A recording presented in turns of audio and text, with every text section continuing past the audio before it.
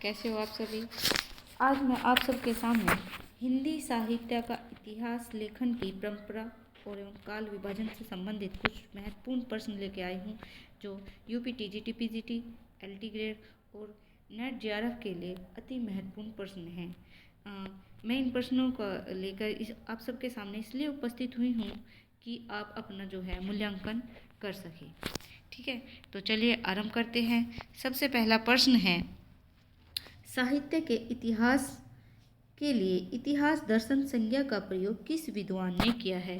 साहित्य के इतिहास के लिए इतिहास दर्शन जो शब्द लिया गया है या संज्ञा किया गया है वो किस विद्वान ने किया है। तो इसका सही उत्तर है वाल्तेर ने। इसका सही उत्तर क्या है? वाल्तेर ने। नेक्स्ट प्रश्न पे चलते हैं।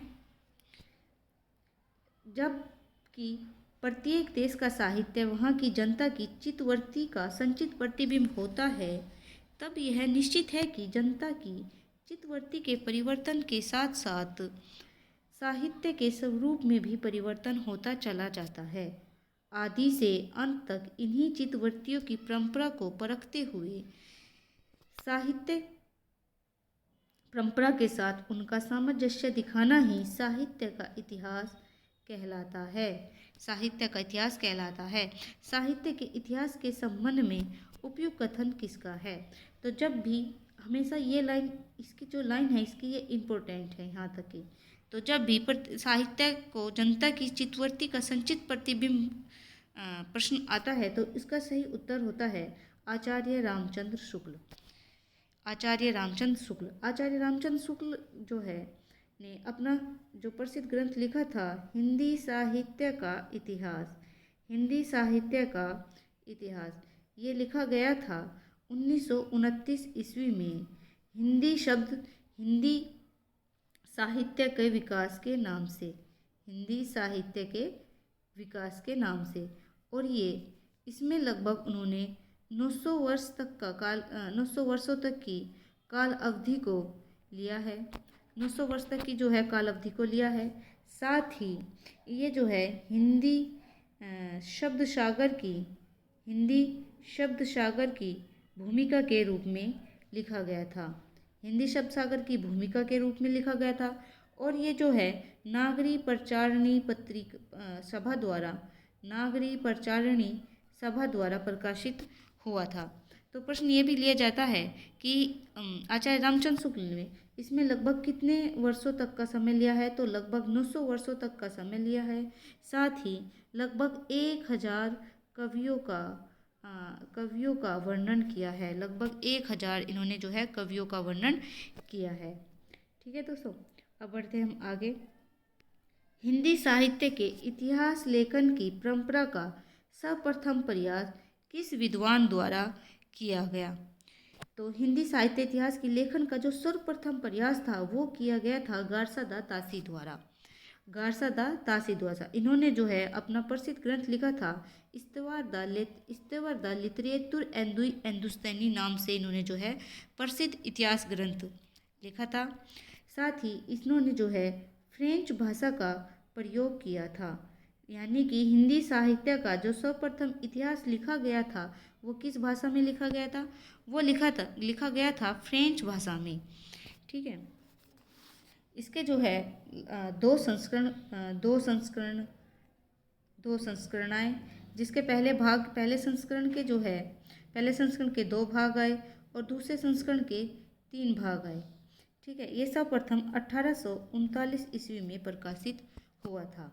ठीक है, फिर यह इसका दूसरा भाग जो है 1847 में प्रकाशित हुआ। फिर इसका जो दूसरा संस्करण था वो आया था 1871 ईस्वी में। ये क्वेश्चन यूपी टीजीटी पीजीटी में आया दोस्तों।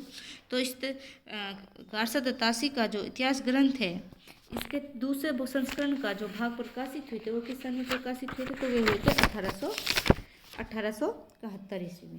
अगले क्वेश्चन पे चलते हैं। इस्तवार द लिटरेतुर हिंदुस्तानी ग्रंथ किस भाषा में लिखा गया? देखो ये आ गया क्वेश्चन। तो ये लिखा गया था फ्रेंच भाषा में। ठीक है, अगला क्वेश्चन। इस्तवार द लिटरेतुर हिंदुस्तानी नामक इतिहास ग्रंथ के लेखक कौन हैं? तो ये है गारसादा तासी। केवल अतीत ही वर्तमान को प्रभावित नहीं करता वर्तमान भी अतीत को प्रभावित करता है। इतिहास लेखन के संदर्भ में यह कथन किसका है? तो यह कथन है टी.एस. इलियट का। ठीक है, कि केवल अतीत ही वर्तमान को प्रभावित नहीं करता, वर्तमान भी अतीत को प्रभावित करता है। यह कथन किसका? यह कथन है टी.एस. इलियट का। अगला क्वेश्चन, सन 1888 में एशियाटिक सोसाइटी ऑफ बंगाल की पत्रिका के विशेषांक के रूप में हिंदी साहित्य के किस इतिहास ग्रंथ का प्रकाशन हुआ था? 1888 में कौन सा हुआ था? तो ये हुआ था the modern vernacular literature of Hindustan. The modern vernacular literature of Hindustan. दोस्तों, यह ग्रंथ जो है जॉर्ज ग्रियर्सन द्वारा लिखित था। आगे चलते हैं। ग्रियर्सन के इतिहास के विषय में कौन सा कथन सही नहीं है? ग्रंथ को कालखंडों में विभक्त किया गया। प्रत्येक अध्याय काल विशेष का सूचक है। इस ग्रंथ में आधार स्रोतों का उल्लेख किया गया है और काल विभाजन नहीं किया गया है। तो इसका सही उत्तर जो है ये है काल विभाजन नहीं किया गया है। दोस्तों, इसको जो है कालखंडों में विभक्त किया गया है और प्रत्येक अध्याय में जो है काल विशेष सूचक भी है, लेकिन इसमें काल विभाजन नहीं किया गया है। ठीक है, अगले प्रश्न पर चलते हैं। 84 वैष्णव की वार्ता, 252 वैष्णव की वार्ता, भक्तमाल आदि को निम्नलिखित में से किस तत्व के अभाव के कारण हिंदी साहित्य का इतिहास नहीं माना जा सकता? तो ये जो है इसका सही उत्तर है तीनों के अभाव के कारण, क्योंकि जो है 84 वैष्णव की वार्ता और 252 वैष्णव की वार्ता जो है इसमें कालक्रम एवं संवत का अभाव है। साथ ही इसमें युगीन चेतना का भी अभाव है और इसमें प्रवृत्ति विश्लेषण का भी अभाव है। अगला प्रश्न, the modern vernacular literature of Hindustan इतिहास ग्रंथ के लेखक कौन हैं? तो इसका सही उत्तर है the modern vernacular literature of Hindustan इतिहास ग्रंथ के लेखक जॉर्ज ग्रियर्सन हैं। दोस्तों, ये अंग्रेजी भाषा में लिखा गया ग्रंथ है। ठीक है, किस भाषा में लिखा गया है? ये जो ग्रंथ है ये अंग्रेजी भाषा में लिखा गया है और ये 1888 ईस्वी में प्रकाशित हुआ था। 1888 ईस्वी में प्रकाशित हुआ था। इन्होंने लगभग 952 कवियों को शामिल किया है। ठीक है, अगले प्रश्न पर चलते हैं। गारसा दत्तासी लिखित हिंदी साहित्य के इतिहास के विषय में कौन सा कथन असत्य है? इसका प्रथम भाग 1839 में और द्वितीय भाग 1839 में प्रकाशित हुआ। यह कथन इसका सही है। ठीक है, इसमें कवियों की सूची में अंग्रेजी वर्णाक्षर क्रम की प्रयोग तथा काल विभाजन का अभाव है। ठीक है, हिंदी साहित्य, अगला पॉइंट, हिंदी साहित्य के इतिहास लेखन का यह प्रथम प्रयास सब तरह से संपूर्ण इतिहास ग्रंथ का उदाहरण प्रस्तुत करता है। इसमें हिंदीतर भाषी कवियों का भी घालमेल है। ये सही है दोस्तों, इसमें इन्होंने हिंदी प्लस उर्दू के कवियों को भी शामिल किया गया, तो ये कथन भी सही है। और ये 1839 और 47 में प्रकाशित हुआ, ये कथन भी सही है। साथ ही इन्होंने अंग्रेजी के वर्णाक्षर के क्रमों का ही इन्होंने लिया था, तो ये कथन भी सही। इनके विषय में जो कथन असत्य है वो कथन है कि इससे जो है ये इसको कह सकते हैं कि एक तरीके का अच्छा इतिहास ग्रंथ था, लेकिन इससे भी जो सबसे अच्छा और वैज्ञानिक इतिहास ग्रंथ था वो था आचार्य रामचंद्र शुक्ल का। ठीक है, अगला प्रश्न, हिंदी साहित्य के लेखन की परंपरा के परिवर्तन का श्रेय किसे जाता है? हिंदी साहित्य इतिहास लेखन की परंपरा का परिवर्तन का श्रेय किसे जाता है? तो सबसे जो मैंने आपको सबसे बताया था कि सबसे पहले जो है हिंदी साहित्य इतिहास लेखन की परंपरा का जो सबसे पहले आरंभ किया था वो किया था गारसा दत्तासी ने। कौन सा ग्रंथ था? इस्तवर द लिटरेचर हिंदुस्तानी। ठीक है, तो वो किस भाषा में था? वो फ्रेंच भाषा में था। ठीक है, अगला प्रश्न, शिव सिंह सरोज सेंगर द्वारा रचित हिंदी साहित्य का इतिहास शिव सिंह सरोज किस वर्ष प्रकाशित हुआ था? किस वर्ष प्रकाशित हुआ था? तो दोस्तों ये ग्रंथ जो है सर्वप्रथम 1883 ईस्वी में प्रकाशित हुआ था। शिव सिंह सरोज द्वारा रचित, शिव सिंह सेंगर द्वारा रचित जो ग्रंथ है शिव सिंह सरोज, ये जो है 1883 ईस्वी में प्रकाशित हुआ था। इन्होंने भी लगभग 838 कवियों का 838 कवियों का वर्णन किया है, उनकी कविताओं का उदाहरण दिए हैं। ठीक है, ये जो है हिंदी भाषा में लिखित इतिहास ग्रंथ है। ये ग्रंथ हिंदी भाषा में लिखित इतिहास ग्रंथ है। ठीक है, अगला प्रश्न, साहित्य लेखन की विधेयवादी पद्धति से तात्पर्य क्या है?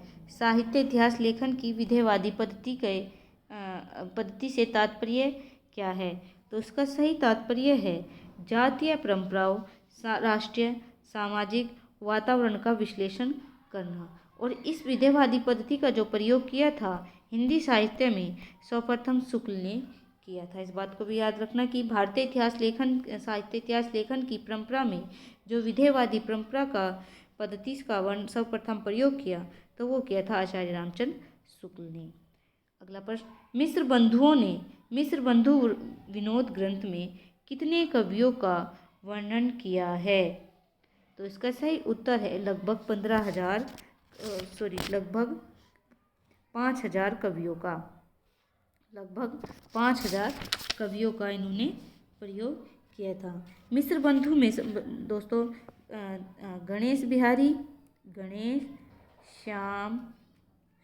गणेश श्याम और सुखदेव बिहारी आते हैं। गणेश श्याम और सुखदेव बिहारी आते हैं। ठीक है, इनका जो ग्रंथ है इसके जो है प्रथम 3 भाग तो 1913 में प्रकाशित हुए थे और अंतिम भाग जो चतुर्थ भाग था वो 1934 में प्रकाशित हुआ था।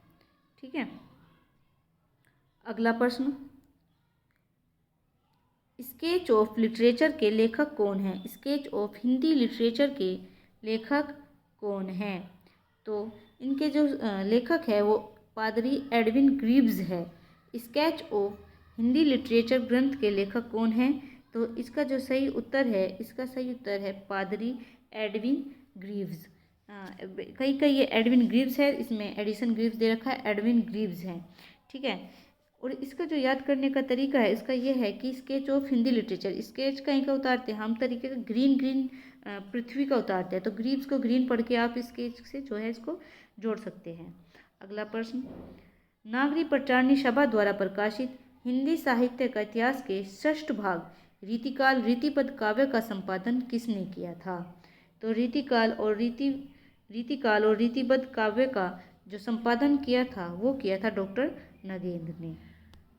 अगला प्रश्न, हिंदी साहित्य का वृहद इतिहास किस संस्था द्वारा प्रकाशित हुआ था? हिंदी साहित्य का वृहद इतिहास किस संस्था द्वारा प्रकाशित, तो ये हुआ था नागरी प्रचारणी सभा काशी द्वारा। ठीक है, नागरी प्रचारणी सभा काशी द्वारा। अगला प्रश्न, मिस्र बंधुओं द्वारा लिखित हिंदी साहित्य का इतिहास से संबंधित ग्रंथ है। मिस्र बंधुओं द्वारा लिखित हिंदी साहित्य का इतिहास से संबंधित ग्रंथ है तो ये है मिस्र बंधु विनोद। दोस्तों हिंदी नवरत्न भी इन्हीं की है जो 1910 ईस्वी में लिखी गई थी, लेकिन इसका सही उत्तर है मिस्र बंधु विनोद। ठीक है, अगला प्रश्न, मिस्र बंधु विनोद का चतुर्थ भाग कब प्रकाशित हुआ था? तो मिस्र बंधु विनोद का जो है चतुर्थ भाग प्रकाशित हुआ था वो हुआ था 1934 ईस्वी में। ठीक है, गारसद, अगला प्रश्न, गारसद अतासी द्वारा लिखित इतिहास ग्रंथ का नाम क्या है? तो गारसद अतासी द्वारा जो लिखित इतिहास ग्रंथ है ये है the modern vernacular literature of Hindustan. Sorry, गलत हो गया, ये जो है इस्तेवर द लिटरेचर हिंदुस्तानी। ठीक है दोस्तों, गारसद अतासी द्वारा लिखित इतिहास ग्रंथ है ये है इस्तेवर द लिटरेचर हिंदुस्तानी जो 1839 ईस्वी में प्रकाशित हुआ था। ठीक है, अगला प्रश्न, सच्चे अर्थों में हिंदी का पहला इतिहास ग्रंथ कौन सा है? तो दोस्तों सच्चे अर्थों में हिंदी का पहला इतिहास ग्रंथ जो है वो है the modern vernacular literature of Hindustan.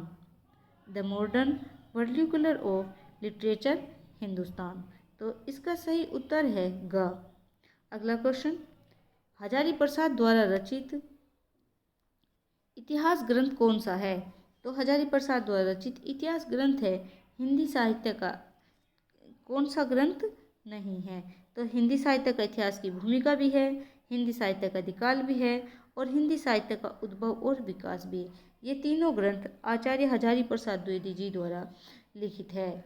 इनका जो ग्रंथ नहीं है वो है हिंदी भाषा का विकास। कौन सा है? हिंदी भाषा का विकास। अगला क्वेश्चन, गारसा दतासी के स्तवर द लिटरेचर एंटू हिंदुस्तानी ग्रंथ का हिंदुई साहित्य का इतिहास नाम से अनुवाद किसने किया था? तो इसका सही उत्तर है डॉक्टर लक्ष्मी सागर वर्ष्णोई ने।